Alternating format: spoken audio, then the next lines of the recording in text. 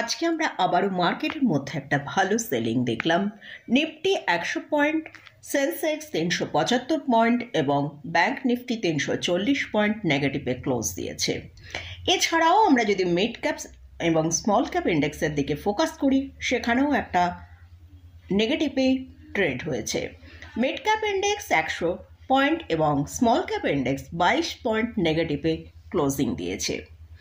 তো আজকে আমরা মোটামুটি সব ইন্ডেক্সের মধ্যেই ভালো সেলিং দেখেছি। তো নিফটি, ব্যাংক নিফটি আগামীকাল কীরকম ট্রেড করবে সেটা নিয়ে আলোচনা করব।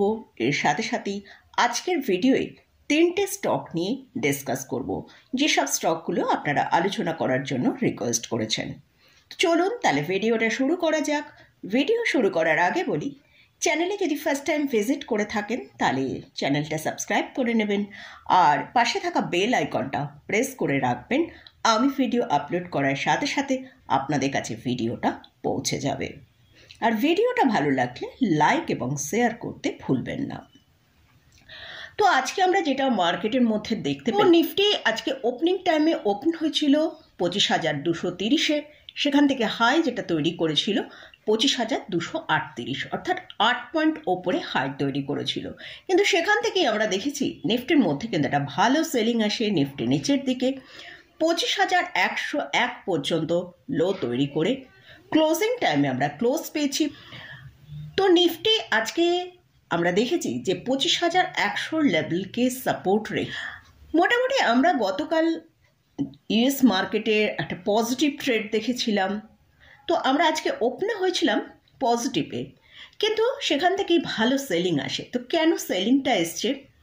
এফআইসরা কিন্তু একটা গতকালও আমরা দেখেছি ভালো কোয়ান্টিটিতে সেল করেছে। আজকেও কিন্তু হয়তো এফআইসদের যখন ডেটাটা আসবে সেখানে আমরা দেখতে পাবো এফআইসরা ভালো কোয়ান্টিটিতে সেল করেছে। তো এফআইসদের সেলিংয়ের জন্যই কিন্তু মার্কেটে আমরা সেলিংটা দেখতে পাচ্ছি। তো আগামীকাল নিফটি, ব্যাংক নিফটি কীরকম ট্রেড করবে সেটা নিয়ে আলোচনা করব। তার আগে একবার গ্লোবাল মার্কেটের দিকে ফোকাস করে নেব। সেখানে আমরা দেখতে পাচ্ছি এশিয়া মার্কেট মোটামুটি পজিটিভে ক্লোজ দিয়েছে। ইউরোপ মার্কেট প্রায় 0.5%-এর থেকে প্রায় 0.8% পজিটিভে ট্রেড করছে। তো ইউরোপ মার্কেট কিন্তু পজিটিভের মধ্যেই ট্রেড করছে। আর ইউএস মার্কেটের ডাউন জোনের ফিউচার 74 পয়েন্ট নেগেটিভে ট্রেড করছে। তো নিফটির জন্য স্ট্রং যে সাপোর্টটা আছে সেটা হচ্ছে 25,050 থেকে 25,100। এখন নিফটি কিন্তু একটা রেঞ্জের মধ্যে ট্রেড করছে। নিচের দিকে 25,000 আর ওপরের দিকে 25,250 থেকে 300। তো আজকে আমরা দেখেছি সেই রেঞ্জটা বেশ আরও ছোটই হয়ে গেছে, যেটা নিচের দিকে 25,100 আর ওপরের দিকে 25,250 এই রেঞ্জের মধ্যে ট্রেড করেছে। যদি আগামীকাল নিফটি 25,250-এর ওপর ট্রেড করে সাস্টেন করতে পারে, তাহলে নিফটি ওপরের দিকে 25,300 থেকে 25,325 পর্যন্ত একটা আপসাইড দেখাতে পারে। আর যদি নিচের দিকে নিফটি 25,050-এর লেভেলকে ব্রেক করে, তাহলে নিচের দিকে আমরা নিফটিকে 24,950 পর্যন্ত নিচের দিকে আসতে দেখতে পারি। তো এটা গেল নিফটি নিয়ে আলোচনা করলাম। এবারে আসছি ব্যাংক নিফটি। ব্যাংক নিফটির জন্য এখন যেটা স্ট্রং সাপোর্ট সেটা হচ্ছে 56,600 থেকে 56,750। এই জায়গাটা কিন্তু খুব স্ট্রং সাপোর্ট। তো আগামীকাল যদি ব্যাংক 57,300-র ওপর ট্রেড করতে থাকে এবং ট্রেড করে সাস্টেন করে, তাহলে ব্যাংক নিফটি ওপরের দিকে 57,450 থেকে 57,500 এই পর্যন্ত একটা আপসাইড দেখাতে পারে। আর যদি ব্যাংক নিফটি নিচের দিকে 56,600-কে ব্রেক করে ট্রেড করে, তাহলে কিন্তু ব্যাংক নিফটির মধ্যে ভালো সেলিং আসার সম্ভাবনা আছে। তো মোটামুটি এটা গেল নিফটি এবং ব্যাংক নিফটি নিয়ে আলোচনা করলাম। এবারে আসছি, তো এবারে স্টক নিয়ে আলোচনা করব। তো তার আগে একটা অনুরোধ করছি যে আপনারা যেসব স্টকগুলো নিয়ে আলোচনা করার জন্য রিকোয়েস্ট করবেন, অবশ্যই তাদের মার্কেট ক্যাপিটালাইজেশন যেন 1,000 করোড়ের ওপরে হয়।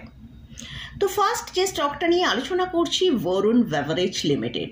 স্টকের কারেন্ট প্রাইস চলছে 490 টাকা। আজ স্টকটা প্রায় 2%-এরও বেশি র্যালি দেখিয়েছে। লাস্ট 5 ডেজে স্টকটা 6.5% র্যালি দিয়েছে। যেহেতু এখন এফএমসিজি সেক্টর একটা ভালো আপমোডের মধ্যে রয়েছে, তাই জন্যই কিন্তু আমরা এই সব এফএমসিজি স্টকের মধ্যেও ভালো বাই দেখতে পাচ্ছি। তো আমার ভিউয়ার্স বলেছেন তার 500 টাকায় বাই করা আছে, তো এই স্টকটাকে অ্যাভারেজ করা যায় কিনা।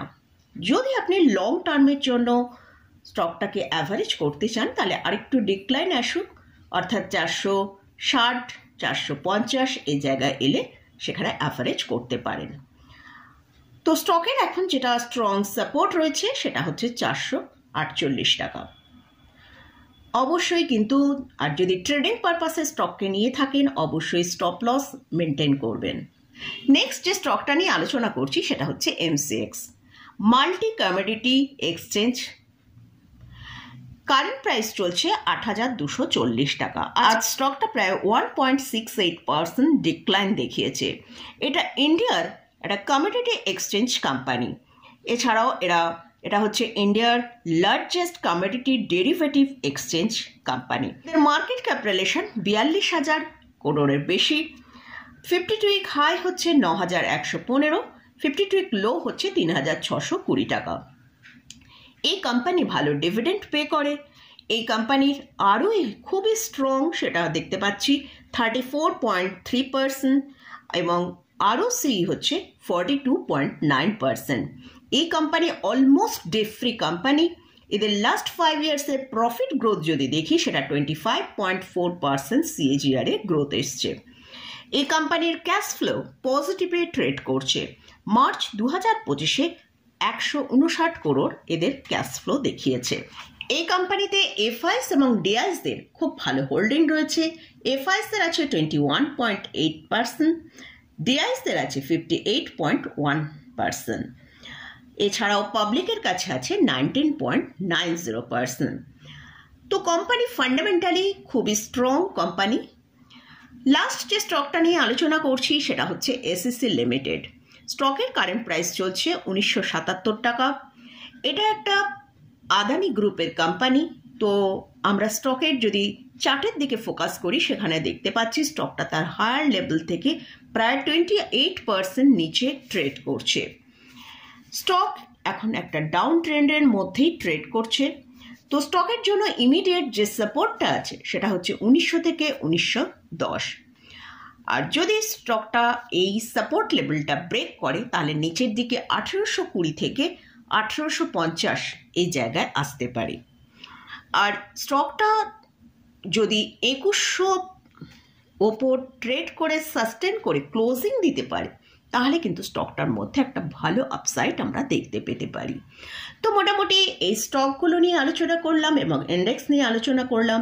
এই স্টকে বা ইন্ডেক্সে কোথাও কোনো রেকমেন্ডেশন নেই। যদি এই স্টকে বা ইন্ডেক্সে কোথাও কোনো পজিশন নিতে চান তার আগে ভালো করে চার্ট অ্যানালিসিস করে নিয়ে তারপরেই পজিশন নেবেন। তো আমি এই চ্যানেলে শুধুমাত্র এডুকেশনাল পারপাসেই এইসব স্টক এবং ইন্ডেক্স নিয়ে আলোচনা করি। তো মোটামুটি আজকের মতন ভিডিওটা এখানেই শেষ করছি। ভিডিওটা যদি ভালো লাগে অবশ্যই লাইক করবেন, শেয়ার করবেন, সাবস্ক্রাইব করবেন। ধন্যবাদ।